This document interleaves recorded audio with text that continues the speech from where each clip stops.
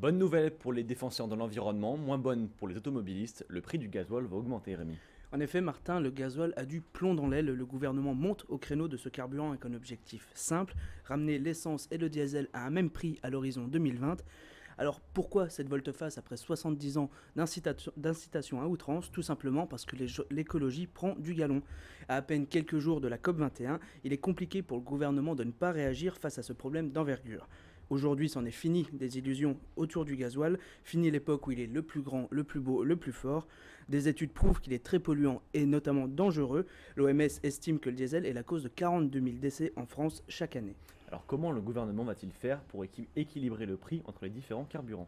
Alors tout simplement en jouant sur les taxes des deux produits. À l'heure actuelle, le diesel bénéficie d'un net avantage fiscal par rapport à l'essence. Et d'ailleurs, on le ressent très bien chez notre pompiste, 20 centimes par litre séparent les deux carburants.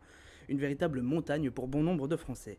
Le gouvernement va donc jouer sur ces avantages et ce dès l'année prochaine. Le prix du diesel devrait augmenter de 1 centime, à l'inverse celui du sans-plomb descend de même prix.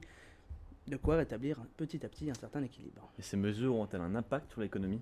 Alors, à en croire le gouvernement, non. C'est en tout cas ce qu'explique Christian Eckert, secrétaire d'État au budget. Impact sur les professionnels, je veux dire agriculteurs, taxis, transporteurs. Cet impact est nul dans la mesure où pour eux, le montant de la TICPE est fixé en valeur et n'est pas lié à ces augmentations. Donc il n'y aura aucun impact, je le dis clairement. Mais M. Eckert oublie certainement que la France est une véritable addicte du diesel, et ce depuis des années.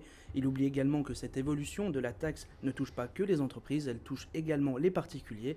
Aujourd'hui, le gasoil, ce n'est pas moins de 80% du carburant vendu en France. 3 voitures françaises sur 5 tournent au diesel. Toutes ces personnes vont donc subir cette décision du gouvernement. Pas sûr qu'elles apprécient cette volte-face qui était tout de même attendue. Merci beaucoup Rémi, on se retrouve la semaine prochaine sur l'Épanche TV.